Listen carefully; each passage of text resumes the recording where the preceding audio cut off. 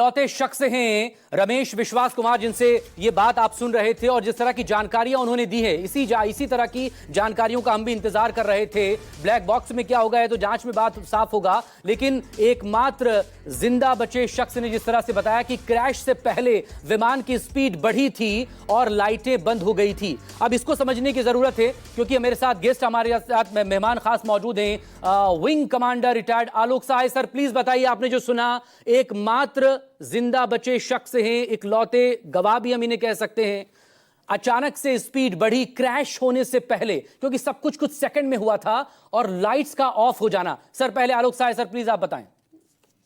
ये मुझे लगता है जैसा कि अगर देखिए ये अभी स्टेट ऑफ शॉक में भी होंगे, तो कितना हद तक ये सही बता पा रहे होंगे ये तो अब बाद में ही पता चलेगा। लेकिन अगर ये सही बता पा रहे हैं अभी, तो इससे साफ पता चलता है कि जहाज में ऐन वक्त पे जब पायलट ने देखा कि उसका स्पीड कम हो रहा है, वो सिंक कर रहा है, उसने फुल थ्रॉटल स्पीड बढ़ाने, फुल थ्रॉटल देने की कोशिश की होगी, जिसके कारण इनको अनुभव हुआ कि जहाज की स्पीड बढ़ाने की कोशिश किया, और जो लाइटें ऑफ हो गई, ये जो बता रहे हैं, अगर ऐसी बात है तो ये तो इलेक्ट्रिकल एंड इलेक्ट्रॉनिक्स फेलियर की तरफ इंडिकेट करता है।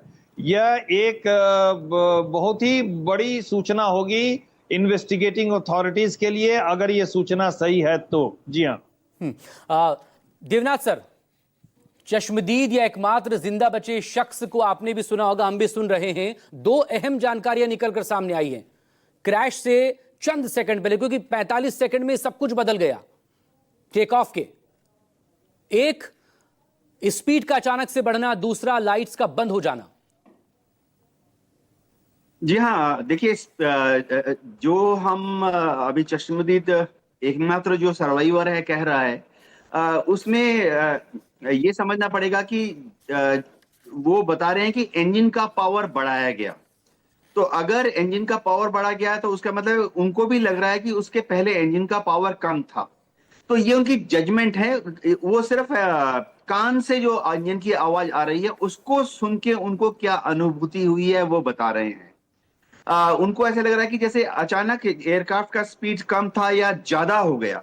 हम वीडियो में देख रहे हैं कि एयरक्राफ्ट क्लाइंबिंग एटीट्यूड में है, फिर जाहिर बात है कि पायलट को जब लगा कि पावर नहीं आ रहा है तो जहाज स्टॉल हो सकता है। स्टॉल का मतलब है कि जहाज की स्पीड जब क्लाइंब में रहेगा और इंजन नहीं चल रहा है तो जहाज की स्पीड कम हो जाएगी। जहाज की स्पीड कम हो जाएगी तो जहाज स्टॉल हो जाएगा।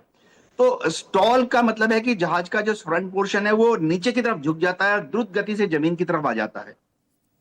पायलट स्टॉल से बचने के लिए स्टैंडर्ड प्रिकॉशन क्या है कि वो खुद भी कंट्रोल कॉलम को आस्ते से सामने बढ़ा देते हैं, और जो नोज है जहाज का सामने वाला हिस्सा उसको आस्ते से नीचे करने की कोशिश करते हैं, ताकि स्पीड बनी रहे, स्पीड ग्लाइडिंग स्पीड के ऊपर रहे, जहाज स्टॉल होकर जमीन की तरफ तुरंत ना गिर जाए।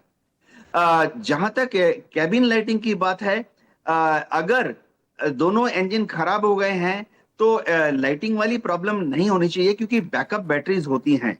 लाइटिंग स्टडी होनी चाहिए, क्योंकि एयरक्राफ्ट में सिस्टम ऐसा होता है कि एसी जनरेटर होते हैं, डीसी जनरेटर होते हैं, वो भी मल्टीपल होते हैं। वो सब जनरेटर्स जो हैं एक बैटरी बैंक को चार्ज करते हैं। अलग अलग पर्पस के लिए अलग अलग बैटरीज होती हैं जिसमें कि पावर स्टोर रहता है।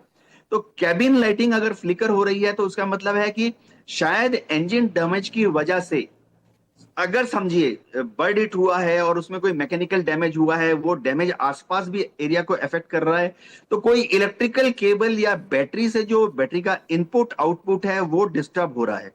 आमतौर पर अगर जहाज सिर्फ ग्लाइड करके नीचे की तरफ आ रहा है, यानी इंजन पावर नहीं दे रहा, लेकिन पायलट ने जहाज की नाक को थोड़ा आस्ते से नीचे कर दिया और ग्लाइड करके जमीन की तरफ आ रहा है, तो कैबिन लाइटिंग पर खास इफेक्ट नहीं पड़ना चाहिए। जी, लेकिन जो तस्वीरें हम लगातार दिखा रहे हैं कल से ही, और इस वक्त आप जब मुझे समझाने की कोशिश कर रहे उस वक्त भी हम इन तस्वीरों को दिखा रहे हैं। टेक ऑफ किया ऊपर की तरफ, पहले नोज उसकी है, जो कि आप इसका जिक्र कर रहे थे, उसके बाद अचानक से पूरा प्लेन का करीब 600 से लेकर 650 फीट उस वक्त वो हाइट रही होगी, उसका पूरा बैठ जाना। और इंजन का आप अगर जिक्र कर रहे हैं तो क्या दोनों इंजन एक साथ अगर बंद हो जाते हैं तो उसमें तो फिर कुछ ऑप्शन ही नहीं बचता है पायलट के पास। जी हाँ, अगर टेक ऑफ के तुरंत बाद, जैसे अभी भी हम देख रहे हैं, हम इस हादसे में हुआ, या हडसन रिवर का केस बहुत फेमस है, जहां पे टेक ऑफ के बाद 2000 फीट पर बर्ड, दोनों इंजन में एक साथ बर्ड चले गए थे। तो पायलट ने वहां पर जहाज के, हडसन रिवर की बात कर रहा हूं, A320 था, पायलट ने आस्ते से जहाज के नोज को नीचे किया, ग्लाइड करते हुए वो हडसन सामने। पायलट्स को ट्रेनिंग दी जाती है, उनका इंस्टिंक्ट हो जाता है कि अगर इंजन में प्रॉब्लम है और जहाज लेवल नहीं जा रहा है तो तुरंत सामने देखता है कि मैं किसी प्लेन एरिया में, साफ एरिया में, जहां बिल्डिंग्स ना हो, वर्टिकल ऑब्स्ट्रक्शन ना हो, वहां जहाज को ले जाऊंगा।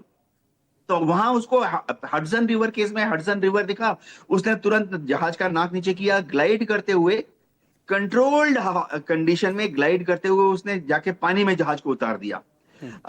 कल के हादसे में दोनों इंजन की पावर एक साथ गई है ऐसा लग रहा है। तो इसका रीजन हो सकता है कि दोनों इंजन में जो बड़े बड़े ये ठीक, बहुत बहुत शुक्रिया। मेरे पास वक्त की कमी, आप सभी लोगों का बहुत शुक्रिया। मेरे दोनों सहयोगी से लगातार हम अपडेट इस वक्त लेते रहेंगे, लेकिन तमाम सवाल हैं जिसके जवाब का इंतजार है। ब्लैक बॉक्स मिल चुका है, क्या उसमें से निकलकर सामने आएगा? पल पल की अपडेट सबसे पहले न्यूज़ 24 पर।